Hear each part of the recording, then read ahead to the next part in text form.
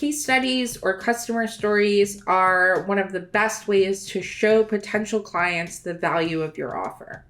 Put it into real words for them, help them visualize what it looks like to work with you and how you solve people's problems. And today we're going to talk about how to use them on your sales page. And while we usually see these in longer form on your website as a blog post, a website page, or even a downloadable PDF, today we're going to talk about how you can use these on your sales page to help influence sales.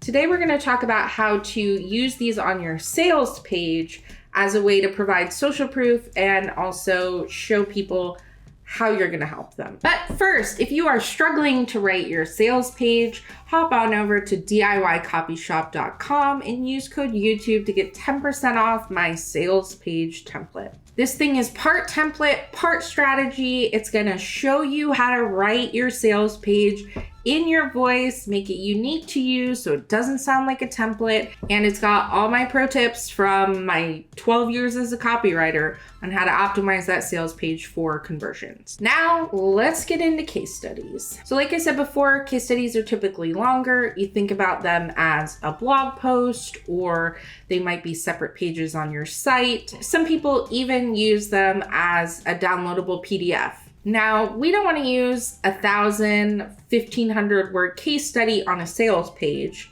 It's already long enough as it is. So what we're going to do is take the main points of the case study, create a shorter story that we can use on the sales page that sort of wraps up everything that the case study provides, but in about a paragraph. So there are 5 things that all case studies include. Let's go through them. The first one is background information. So who's the client? What's the challenge that they were faced with? Before they started working with you, where were they? Give us an idea of their situation, of how the challenge was impacting them, those types of things. So even if all your clients are not the same, maybe they're from different industries or they have slightly different challenges, your sales page viewers are going to be able to see themselves in this background section and identify with these challenges, with the way that these challenges are making them feel.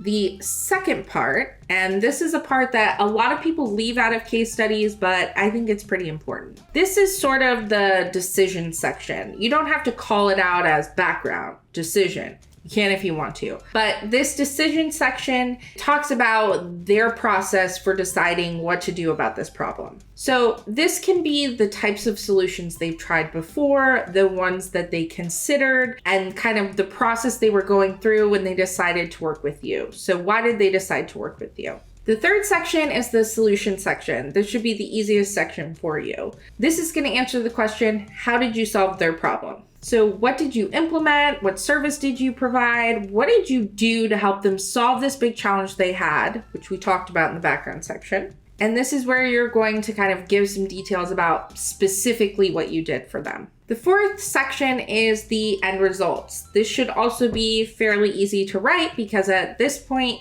if you're using this client as a case study, you have some kind of results from them that you want to share with people. So what results did they get from working with you? This is where you can bring in those juicy numbers and percentages, like they made $1 million, they increased some important metric by 5,000%. Don't make up numbers, but if you have numbers, that's always best because it shows actual proof. You can use screenshots from, whatever dashboards you're using. You don't have to, but yeah. Now, if you don't have any numbers, sometimes this will happen if you are not providing a service that's tied to, a percentage or a dollar amount. What you want to do here is just be very specific in describing the transformation and describing the value and describing what happened after they worked with you.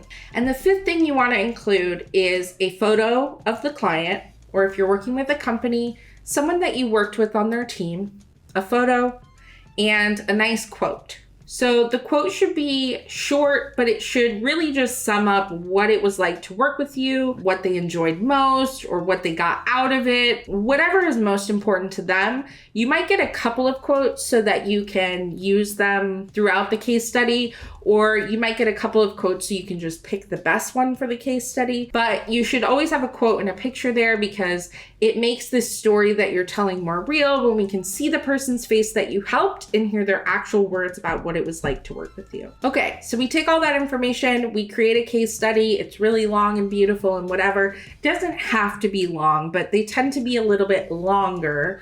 Think blog posts, not social media posts. But you can take that case study and repurpose it for your sales page. So the case study is kind of like a beefed up testimonial. What you're getting with the case study that you don't get with the testimonial is the full story. You're crafting a story, you're showing people how it all unfolded, whereas when you have a testimonial, you're just taking the client's words. If you want to learn more about testimonials and how to get a good one for your sales page, make sure you watch my last video. So now you've got this beautiful case study. Let's say you post it on your website or you create a blog post from it. Great. Now, what do we do to use this on the sales page to help us sell a specific thing? So we're basically just going to shorten it. For each of those 5 things that I gave you, let's pull a sentence together that helps us tell that story and, get it all out there. So we're basically just going to shorten it. And the easiest way to do this is to think about each of those 5 sections and try to get one sentence for each section. So let me give you an example from our copywriting agency. For background, a lot of our clients struggle with just having time to create content. So the background section might be, Michelle was really struggling to create all the content that she needed to stay in front of her audience, stay visible, etc. That's our first sentence, the background section. Then the decision section. And again, we're not going to label these when we put it on the sales page because it's just going to be like a tight little story that we can use in place of a testimonial. So Michelle really struggled with creating all the content she needed to stay visible and to sell consistently. She had tried to create the content herself. She had tried to repurpose from previous content, but she found that it just was not getting her the results that she wanted. So she wanted to work with someone who specialized in creating content that sells. So then the solution, how do we solve their problem? Content Collective created a full-blown content strategy for them and wrote all this stuff, and it was great and they loved it.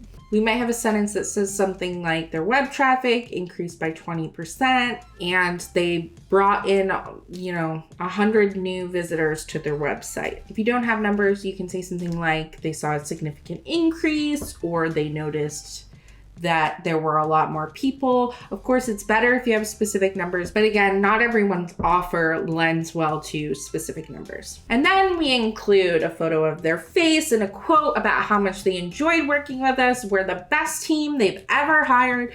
We got their brand voice. We made them lots of money, and they think everyone should pay us $1 bajillion to write their content. So there we go. We've got the 4 sentences, we've got the quote in the picture, and we can plop that right on the sales page. Where you might stick a testimonial, you can instead place that customer story or kind of shrunken case study. So the one thing you want to remember while you're writing this is that you're really trying to tell a story. You're trying to tell a story that resonates with that ideal buyer, that person that's on your sales page trying to make a decision about whether or not they're going to purchase your product or service. So they should be able to see themselves in this customer that you helped, find themselves in that same decision-making process, see the value of what you provide, and then of course, look at those numbers, be really impressed, and hit the buy button. So that's how you use case studies on a sales page. And again, if you're stuck on your sales page, make sure you stop by DIYcopyshop.com. When you use code YouTube at checkout, you get 10% off. That sales page template is really going to help you structure your page in a way that strategically guides people through everything they need to see and know and read before they hit that buy button with joy. If you liked this video, make sure you like and subscribe, and I'll see you next time.